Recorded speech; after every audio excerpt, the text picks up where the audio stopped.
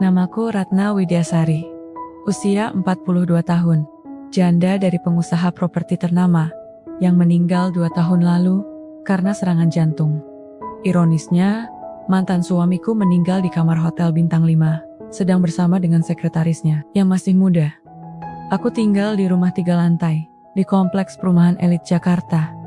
Setiap hari jadwalku padat, arisan dengan ibu-ibu sosialita, makan siang di restoran mewah, spa, atau yoga privat. Seolah hidupku sempurna.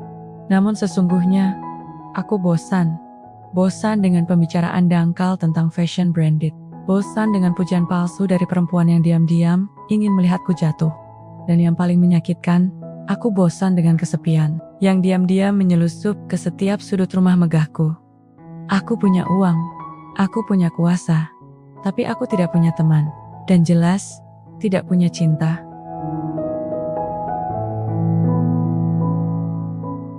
Sampai suatu hari, aku mendengar suara itu. Suara dari tukang gas LPG. Awalnya aku tak peduli. Itu suara rutin yang biasa lewat di depan rumah, setiap 2-3 hari sekali.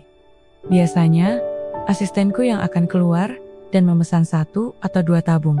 Tapi hari itu, aku sedang duduk di beranda, memandangi langit yang mendung. Dan, suara gerobak itu mendekat, hingga berhenti tepat di depan pagar rumahku. Aku menoleh. Seorang lelaki dengan tubuh kurus namun tegap, dengan kulit bersih. Ibu mau pesan gas? Suara itu sopan, dan nyaris membuatku lupa menjawab. Aku pun seketika mengangguk. Ia lalu mendorong gerobaknya masuk, lalu menuju ke dapur belakang. Aku mengikutinya dari jauh, pura-pura memeriksa tanaman. Tangannya lincah, mengganti tabung yang kosong, lalu mengangkat tabung penuh ke tempatnya. Aku bisa lihat betapa beratnya itu, tapi ia tak pernah mengeluh. Sudah selesai, Bu. Ia menghampiriku dengan secarik nota dan senyuman ringan. Entah kenapa, sejak hari itu, suara gerobak gas yang biasanya hanya jadi latar belakang kehidupanku, berubah menjadi sesuatu yang aku nantikan. Namanya Andra. Aku baru tahu setelah asistenku yang memberitahunya, ada sesuatu dalam tatapannya. Bukan seperti pria-pria lain yang biasa menatapku dengan penuh perhitungan. Ia tidak peduli apakah aku mengenakan kemeja dari butik Prancis atau kaftan rumahan. Tapi bagaimana mungkin aku bisa menyukai tukang gas? Sore itu, aku berdiri lama di depan cermin. Kulitku masih terawat, wajahku nyaris tanpa kerutan. Tapi tetap saja, aku sudah 42 tahun. Ia tampak jauh lebih muda, mungkin 30 atau 31. Apakah aku terlalu tua untuk merasakan jantung berdebar lagi? Esok paginya, aku duduk di balkon lantai 2, menyibak sedikit tirai agar bisa melihat ke arah gerbang depan. Kupikir, mungkin hari ini ia lewat lagi. Mungkin ia akan mendorong gerobaknya seperti biasa, berhenti di depan rumah, dan aku bisa menyapanya. Tapi suara itu tak pernah terdengar. Aku yang dulu sibuk menyeleksi pria dari daftar calon pasangan kaya raya, kini justru duduk cemas menanti. Gerobak gas lewat seperti remaja, menunggu tukang es krim. Malam harinya, aku memaksakan diri untuk pergi ke acara dinner gathering sosialita di Hotel Bintang 5. Duduk di antara wanita-wanita bercincin berlian, mereka membicarakan liburan musim dingin ke Swiss, membandingkan tas baru, dan tentu saja, membahas gosip terbaru. Aku terdiam, tawa mereka menggema seperti tamparan lembut yang menyakitkan. Aku pulang lebih cepat malam itu. Rumah ini begitu sepi, begitu luas, tapi tak terasa hangat. Di luar, gerimis mulai turun. Aku bertanya pada diri sendiri, apa aku sedang jatuh cinta? Atau aku hanya kesepian? Tapi jawaban itu datang tak terduga. Bukan dari hatiku, bukan dari logikaku, tapi dari suara khas yang tiba-tiba terdengar di luar. Aku berdiri, lalu berlari kecil ke arah pintu depan. Tak peduli rambutku acak-acakan. Aku membuka pintu, keluar ke beranda, dan di sana, dia, Andra. Matanya menangkap mataku.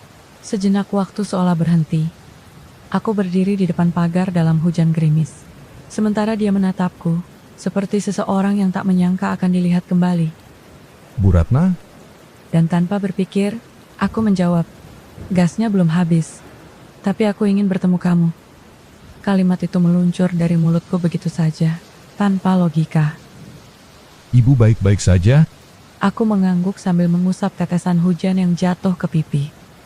Masuk yuk, kehujanan begitu, nanti malah sakit. Dia nampak ragu. Tatapannya berpindah dari wajahku ke halaman rumahku yang megah, lalu ke teras putih berlampu gantung kristal. Mungkin ia merasa asing, atau mungkin merasa tak pantas. Ayo mas, cuma sebentar, saya bikinin teh panas. Ia akhirnya mengangguk pelan. Kalau begitu, saya titip gerobaknya di luar ya. Beberapa menit kemudian, kami duduk berhadapan di ruang dapur yang hangat. Aku menyuruh pembantuku istirahat, dan hanya kami berdua yang tersisa di ruangan itu. Ia menatap sekeliling ruangan dengan takzim, tak banyak bicara. Sementara aku, entah kenapa, merasa nyaman dalam diamnya. Mas Andra kerja jadi tukang gas sudah berapa lama? 6 tahun, Bu. Sejak istri saya meninggal. Saya minta maaf.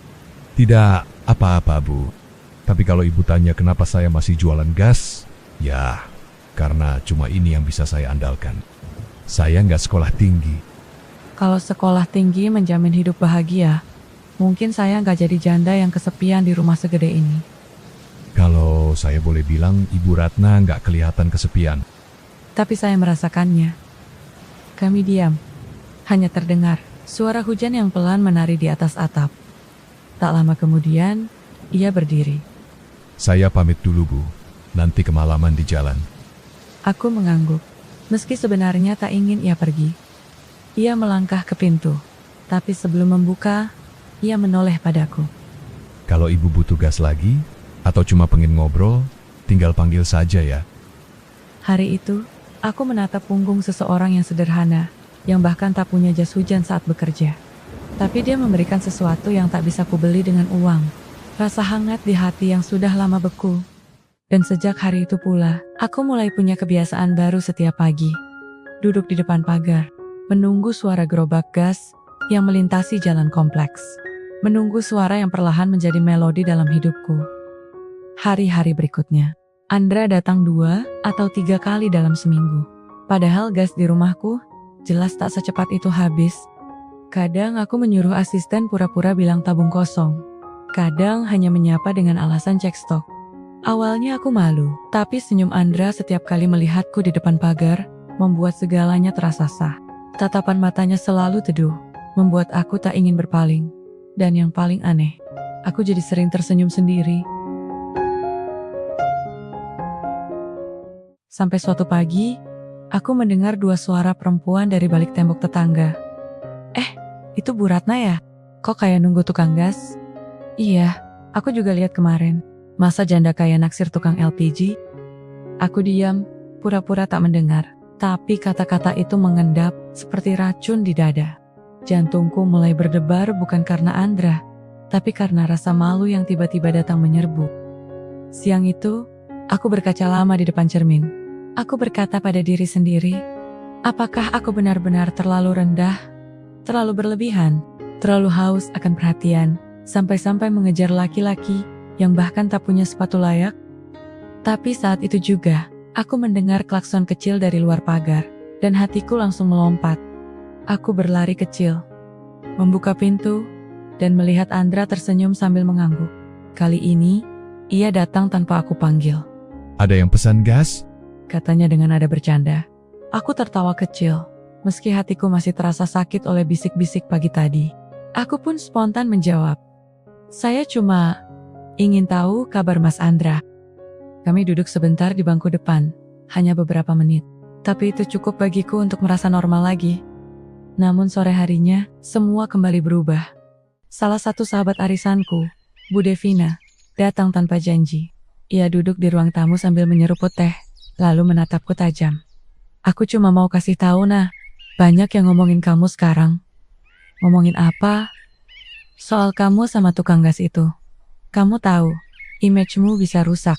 Kamu itu janda, terpandang, istri almarhum Pak Aryo. Jangan sampai kamu jadi bahan omongan, apalagi nanti anak-anak arisan gak mau undang kamu lagi. Aku mengangguk, berterima kasih atas peringatannya. Meski mulutku rasanya pahit. Ia pergi dengan langkah ringan, meninggalkanku yang tenggelam dalam pikiranku sendiri. Malam itu, aku kembali ke balkon lantai 2, memandangi lampu jalan yang mulai menyala. Aku bertanya-tanya dalam hati, apakah yang kulakukan ini benar? Ataukah aku memang sudah kehilangan akal sehat? Tapi saat kubayangkan, tatapan mata Andra yang jujur dan tulus, dan tak pernah menilaiku dari apapun selain keberadaanku sebagai manusia, aku tahu jawabannya.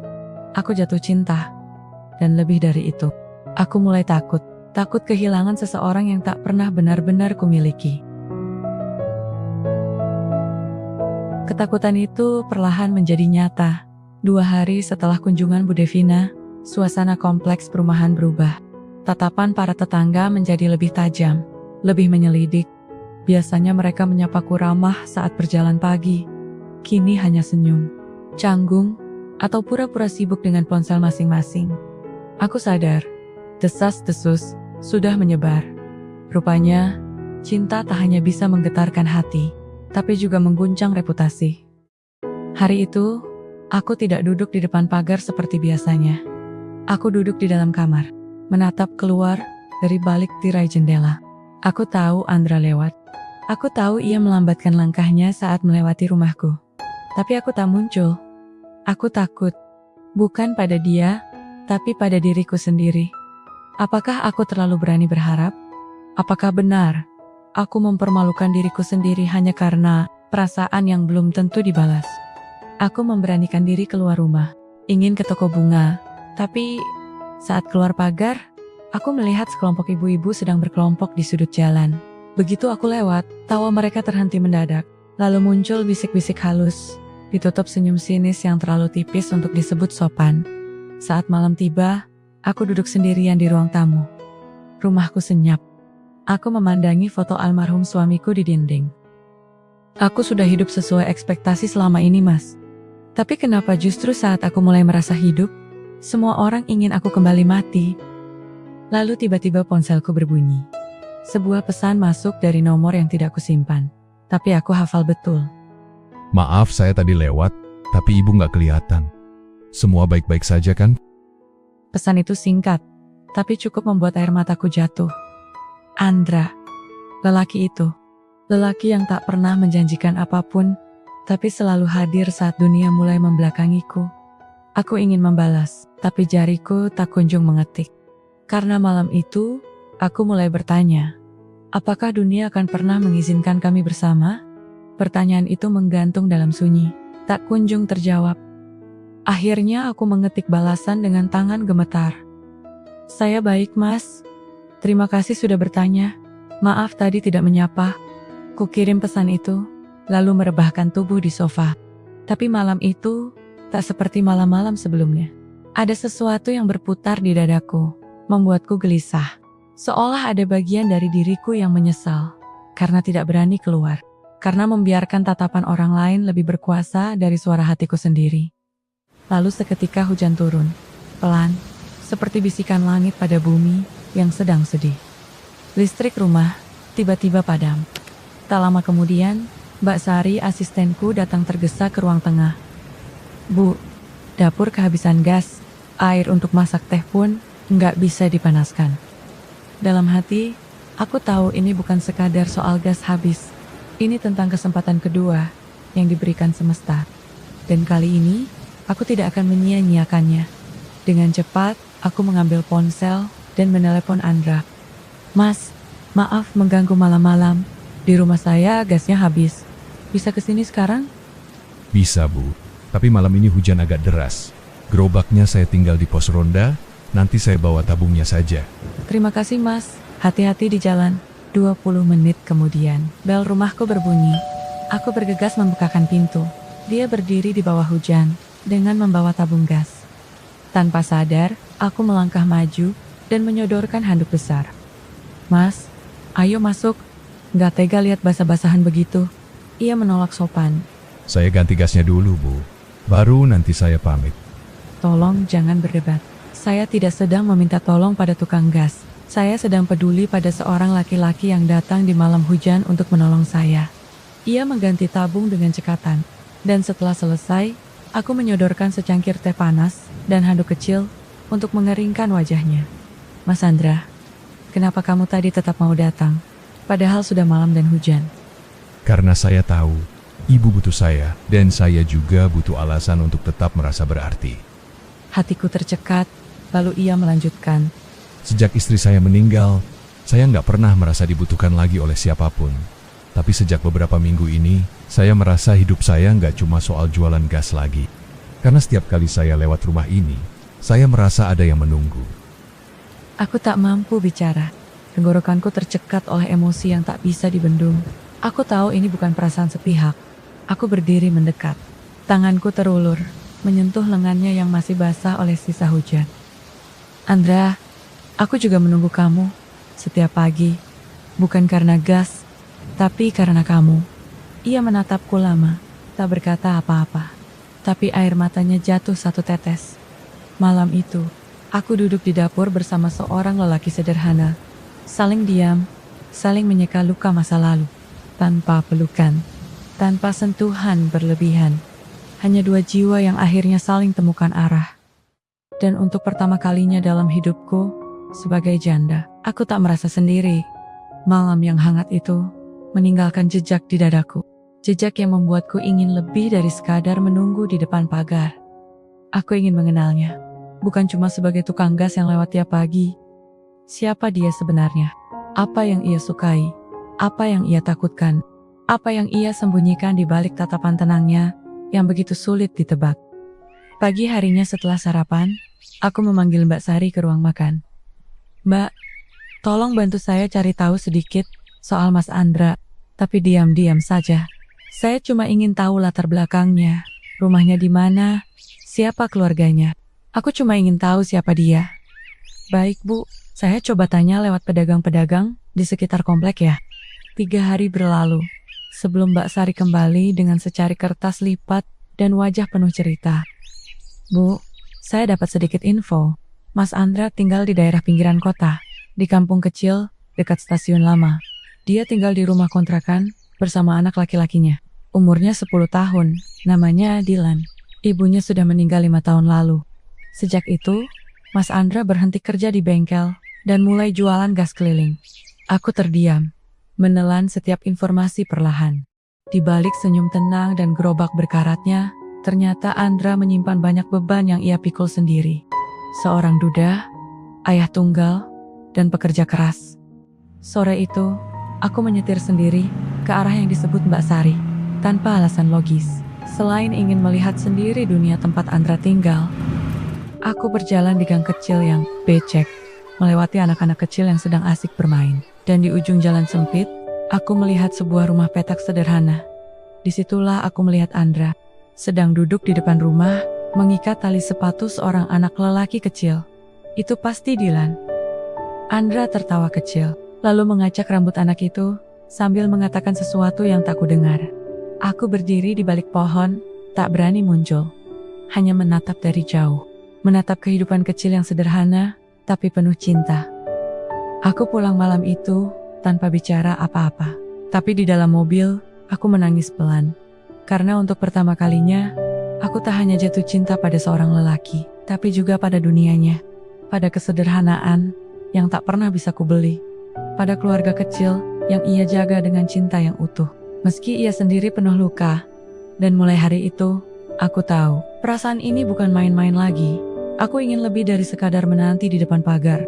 Aku ingin menjadi bagian dari hidupnya, bukan karena kasihan, tapi karena aku yakin, dia adalah rumah yang tak pernah sempat kudatangi. Tapi, rumah itu tampaknya tak diizinkan berdiri di dunia yang kubesarkan. Beberapa hari setelah aku pulang, diam-diam dari rumah Andra, suasana kompleks perumahan semakin berubah, tatapan sinis semakin terasa. Tak ada lagi undangan arisan, tak ada lagi obrolan ringan di taman sore hari. Lalu datanglah undangan itu. Undangan untuk menghadiri kopi sore dan evaluasi lingkungan dari Ketua RT, Bu Devina.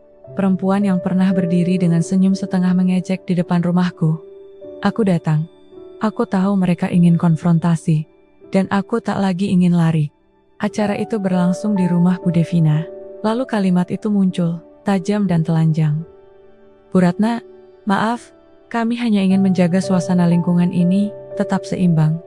Maksudnya, kita semua tahu, ibu perempuan terpandang, janda terhormat. Tapi belakangan, banyak warga yang mulai merasa tidak nyaman. Karena ibu terlalu dekat dengan seseorang yang, statusnya sangat berbeda. Saya cuma khawatir, Bu. Ibu terlalu berharga untuk dicemari gosip-gosip jalanan. Tukang gas itu bukan dunia kita. Lalu dunia macam apa yang hanya bisa dihuni oleh orang kaya dan berpura-pura bahagia? Terima kasih atas undangannya, Bu Devina. Tapi saya tak butuh izin dari siapapun untuk menghargai seseorang yang membuat saya merasa hidup lagi. Langkahku mantap saat meninggalkan rumah itu. Tapi sesampainya di mobil, aku duduk terpaku. Bukan karena marah, tapi karena hancur. Dunia ini memang tak memberi tempat untuk cinta yang tak sepadan dalam pandangan mereka. Dan keesokan harinya, saat aku duduk di depan pagar seperti biasa, Andra tak lewat. Gerobaknya tak muncul. Langkah kakinya tak terdengar. Apakah dia menjauhiku? Ponselku bergetar. Bu Ratna, saya minta maaf. Tapi sepertinya saya tak bisa lewat lagi di jalan kompleks Ibu. Aku membaca pesan itu berkali-kali. Aku tahu, ada seseorang yang sudah memperingatkannya. Dan kini, dia menjauh.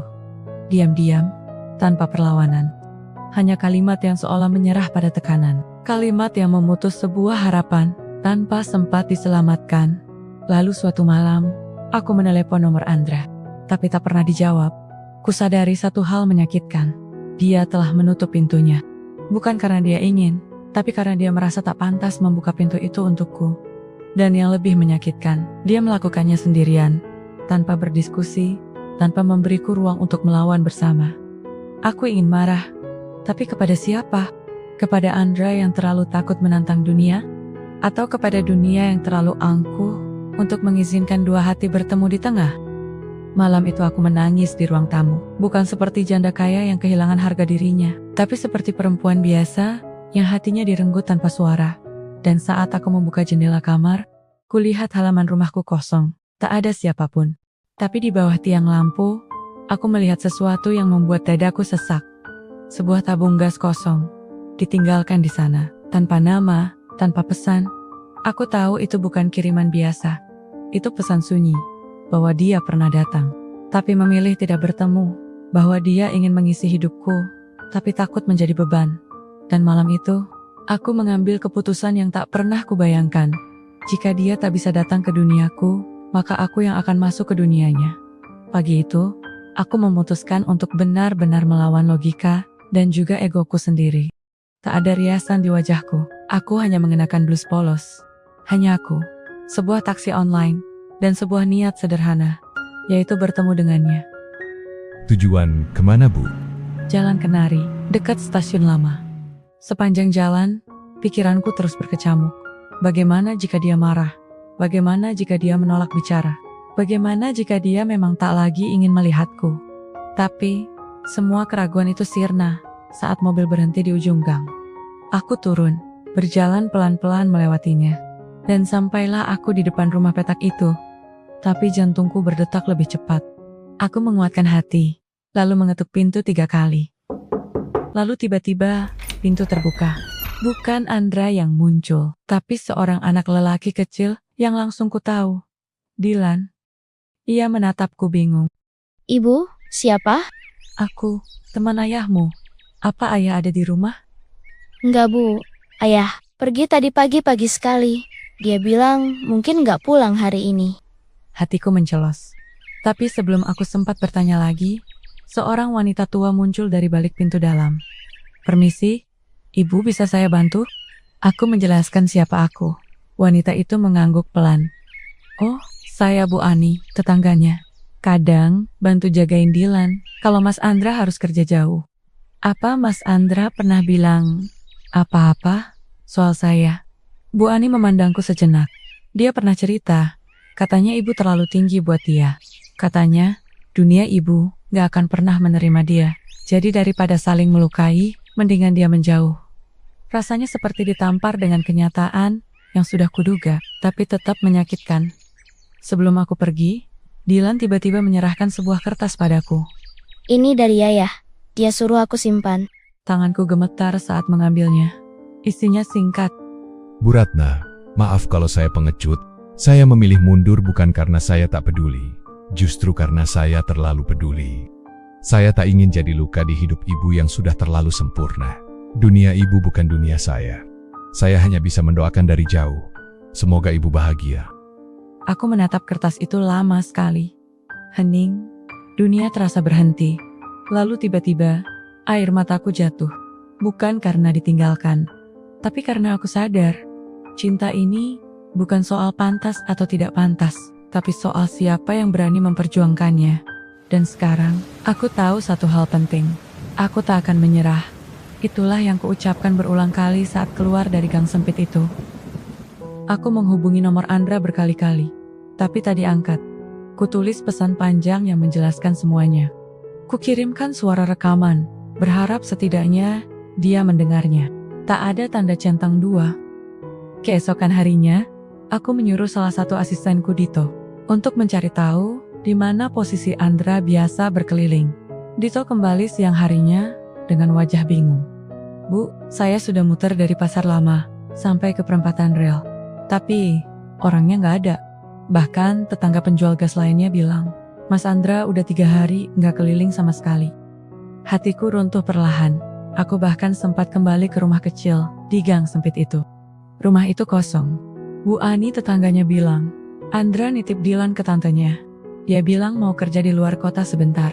Saya tanya kemana, dia cuma tersenyum dan tidak mau menjawab. Kali ini, aku benar-benar merasa kehilangan. Semua usahaku gagal. Untuk pertama kalinya, aku merasa kehilangan yang lebih menyakitkan. Malam itu aku duduk di balkon sendirian. Kota Jakarta menyala seperti biasa. Tapi bagiku, semua lampu terlihat mati. Aku menoleh ke meja kecil di sebelahku. Di sana, masih ada tabung gas kosong yang dulu Andra tinggalkan. Aku biarkan tetap di situ, sebagai pengingat bahwa pernah ada seseorang yang mengisi ruang kosong dalam hidupku. Walau hanya sebentar, aku bertanya pada diriku sendiri, apa gunanya hidup yang terlihat sempurna kalau ternyata isinya hanya sepi? Aku mulai berpikir, mungkin satu-satunya cara menemukan Andra, bukan dengan mencarinya, tapi dengan melepas semua yang selama ini membatasi langkahku, termasuk dunia sempurna yang selama ini kupertahankan mati-matian. Dan pagi itu, aku tidak bangun sebagai seorang ibu Ratna, janda kaya pemilik 2 butik dan 4 properti. Aku hanya bangun sebagai seorang perempuan biasa yang ingin dicintai dengan tulus, tanpa syarat, tanpa penghakiman. Aku mulai membuka lemari besar dan mengeluarkan sebagian isi hidupku. Gaun-gaun malam yang bahkan belum pernah kupakai. Kalung berlian yang hanya berfungsi sebagai tameng dari komentar orang. Semua aku kemas. Siang harinya, aku menghubungi Dito. Tolong bantu kemas semua koleksi baju pesta. Sebagian perhiasan, kirim ke yayasan sosial langgananku. Aku mau lelang semuanya. Bu Ratna, ini koleksi belasan tahun. Justru karena itu, aku ingin mulai hidupku yang baru. Dalam 3 hari, hampir semua yang kupunya terjual. Bukan karena aku butuh uang, tapi karena aku butuh kebebasan. Tak berhenti di situ. Aku memanggil manajer keuangan. Mulai minggu depan, tutup sementara semua butik. Aku butuh jeda. Tapi kalau kalian tetap ingin jalan, silahkan, asalkan tidak tergantung padaku. Lalu, aku pindah ke rumah kecil di pinggiran kota. Bukan villa, bukan apartemen, tapi rumah kontrakan sederhana. Aku mulai kembali dari nol. Aku pergi ke pasar-pasar tradisional, bertanya pada pedagang gas, mencari rute-rute yang mungkin Andra jalani. Lalu, di suatu sore yang gerimis, aku duduk di sebuah warung kopi tua di dekat terminal kecil. Aku kelelahan setelah seharian mencari jejak Andra. Aku hampir menyerah sampai aku mendengar suara roda gerobak dari kejauhan. Aku menoleh dengan jantung berdebar. Tapi ternyata bukan Andra. Gerobaknya mirip. Tapi yang menarik gerobak itu adalah seorang pemuda kurus dengan topi lusuh. Namun yang mengejutkan, tabung-tabung gas di gerobaknya bertuliskan nama yang tak asing. Boleh saya tanya, ini gerobak milik siapa? Pemuda itu memandangku heran. Ini gerobak Mas Andra, tapi dia titip ke saya sekarang. Katanya dia mau berhenti keliling, mau kerja di tempat lebih jauh. Di mana? Kayaknya di Majalengka, Bu. Katanya dia cari tempat yang lebih sunyi, biar nggak ketemu masa lalu. Dunia seperti berhenti. Majalengka, satu nama yang selama ini tak pernah kupikirkan. Tapi entah kenapa, hatiku langsung tahu, aku harus ke sana. Malam itu, aku hanya tidur 3 jam. Sisanya kulewati dengan membaca peta digital, mencari rute tercepat, bahkan jadwal pasar mingguan di daerah-daerah pelosok. Aku ingin tahu, di sudut mana dia mungkin bersembunyi dari dunia. Dan dariku, pagi harinya, aku menyewa mobil dari aplikasi sewaan harian. Perjalanan darat dari Jakarta ke Majalengka, memakan waktu hampir 5 jam. Tapi bagiku, setiap menit terasa seperti pertaruhan. Aku tak tahu pasti, di mana dia. Aku hanya punya petunjuk samar dari seorang pemuda penjual LPG yang bahkan mungkin salah dengar. Setibanya di kota kecil itu, aku langsung menuju pasar tradisional. Menyusuri gang-gang sempit, bertanya pada setiap pedagang tabung gas. Langit mulai mendung. Aku duduk sebentar di warung kecil, meneguk air mineral yang terasa hambar di tenggorokan. Lalu pemilik warung berkata, "Bu, coba ke belakang gang ini. Ada satu orang, baru pindah beberapa minggu lalu." Jantungku berdetak lebih cepat. Aku mengikuti arah yang ditunjukkan. Aku melihat sebuah rumah kayu sederhana. Dan di sana, aku melihatnya. Aku terpaku. Suara detak jantungku terlalu keras. Andra mengangkat wajah. Tatapan kami bertemu. Sekejap matanya melebar. Ia berdiri dengan panik. Ibu? Bu Ratna? Apa yang ibu? Aku mencari kamu. Kenapa harus cari saya? Saya sudah memutuskan pergi. Aku tahu. Dan aku juga tahu. Kamu pergi bukan karena ingin, tapi karena takut. Aku nggak pantas, Bu. Dunia ibu terlalu jauh. Saya cuma tukang gas. Salah. Kamu seseorang yang membuatku merasa hidup lagi. Kenapa kamu pergi tanpa bicara padaku? Karena saya tahu, ibu bisa memilih siapapun. Tapi saya tidak punya apa-apa yang bisa saya tawarkan. Kamu punya satu hal yang selama ini tak pernah bisa dibeli dari siapapun. Ketulusan. Andra menangis di hadapanku. Hanya air mata seorang laki-laki yang selama ini terlalu kuat menahan segalanya sendirian. Namun, kebahagiaan itu tak bertahan lama. Baru saja kami duduk di bangku kayu depan rumah kecil itu. Ponselku yang sejak pagi tak kusentuh bergetar keras. 30 panggilan tak terjawab, 25 pesan WhatsApp. Sebagian dari Dito, sebagian dari adik iparku, dan beberapa dari anak angkatku, Rehan. Ku buka satu pesan suara dari Rehan. Mama di mana? Semua orang heboh nyariin Mama. Ada wartawan datang ke butik, katanya Mama bangkrut, jual semua harta demi tukang gas. Mereka bilang Mama hilang arah. Tolong jawab, Ma. Tolong jangan hancurkan hidup kita semua. Dadaku sesak. Andra memandangku. Apa saya jadi masalah buat ibu? Aku menatap matanya. Mata yang justru membuatku merasa tenang selama ini. Bukan kamu yang jadi masalah, tapi dunia yang menolak percaya bahwa cinta bisa datang dari arah yang tak biasa. Hari itu, aku pulang ke penginapan, bukan karena aku ingin pergi dari Andra, tapi karena aku tahu aku tak bisa lari selamanya. Aku harus menghadapi semuanya, harus membuat keputusan yang mungkin akan menyakitkan oleh siapapun yang tak siap.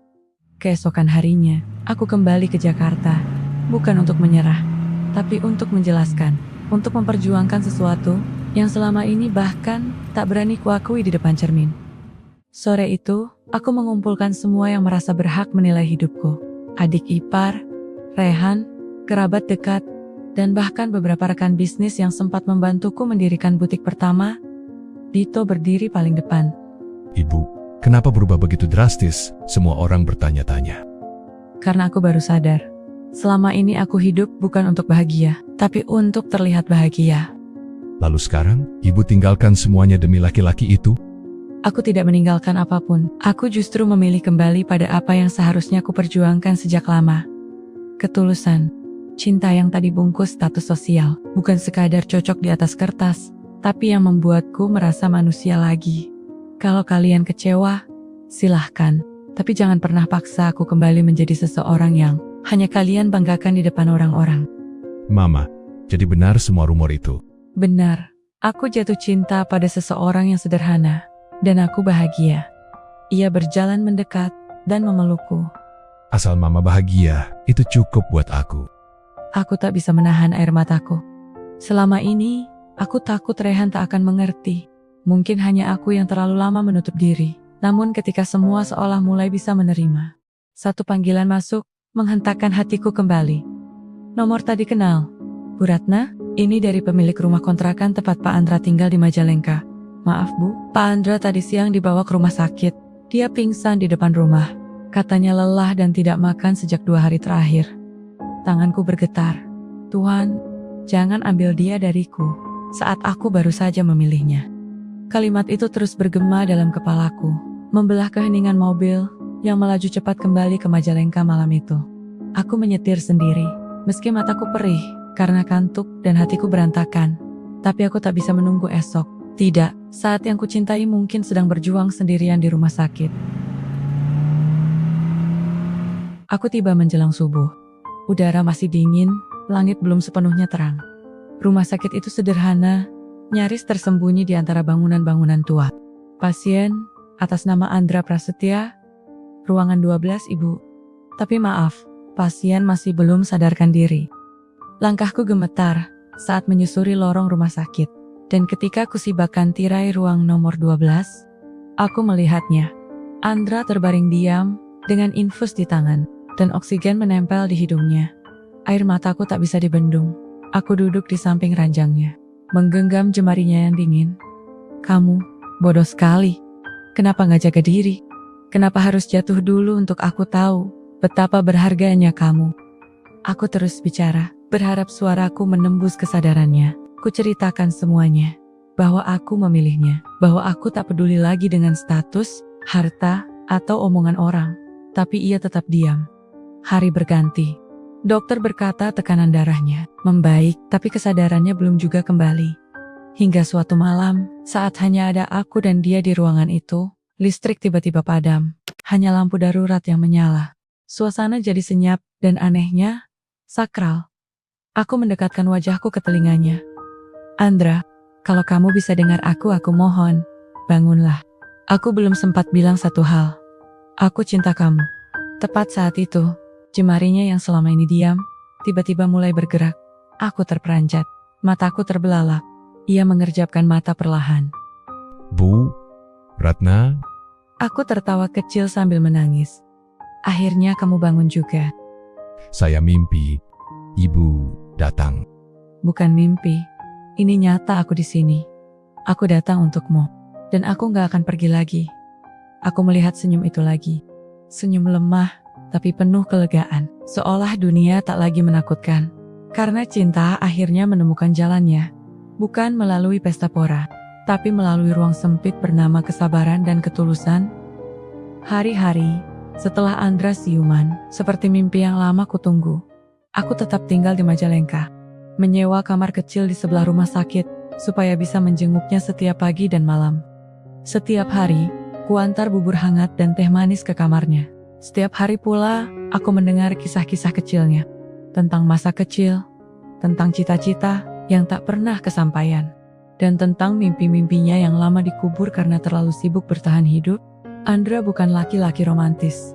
Ia tak pandai merangkai kata-kata manis. Tapi setiap kali ia menatapku, aku merasa seperti perempuan paling beruntung di dunia. Tatapan dari seseorang yang tahu bahwa ia dicintai dan mencintai balik dengan cara paling sunyi. 1 minggu setelah kondisinya stabil, kami berjalan-jalan sore di halaman rumah sakit.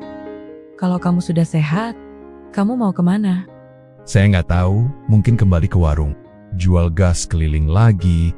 Tapi rasanya sekarang hidup saya udah berubah total. Maksudnya? Dulu saya takut mencintai orang seperti ibu. Takut dunia nggak akan adil. Tapi sekarang, saya cuma takut satu hal. Kalau saya sembuh, ibu bakal kembali ke dunia ibu. Dunia yang jauh dari saya. Saya cinta sama ibu. Tapi saya juga sadar, cinta saya itu kecil dibanding kenyataan yang harus ibu hadapi. Kamu belum tahu apa saja yang sudah aku tinggalkan demi datang ke sini. Dan aku gak menyesal sedikit pun. Kalau kamu mau kembali jualan gas, aku akan temani. Kalau kamu mau buka bengkel kecil, aku akan bantu. Bahkan kalau kamu cuma mau jadi tukang taman pun, aku akan berdiri di sebelahmu. Saya nggak pernah dibela sama siapapun seperti ini. Aku menggenggam tangannya lebih erat. Sekarang, kamu punya aku. Hari itu aku tahu Kami telah melampaui batas yang dulu kupikir mustahil. Cinta kami bukan lagi sekadar rasa yang manis di awal, tapi keputusan, keberanian, dan keinginan untuk tetap tinggal saat dunia menyuruh kami menyerah. Hari-hari berikutnya, kami lalui bersama. Aku mulai mengenal dunia Andra. Panas jalanan, ibu-ibu yang cerewet menawar harga, hingga tawa bocah kecil yang selalu minta naik gerobaknya. Andra pun mulai mengenal duniaku yang sesungguhnya. Kesepian di balik pesta sosialita, kamar besar yang terlalu sunyi, dan luka dari pernikahan masa lalu yang terlalu banyak pura-pura. Dan pagi itu, aku membuka pagar bukan untuk menunggu, tapi untuk menyambut.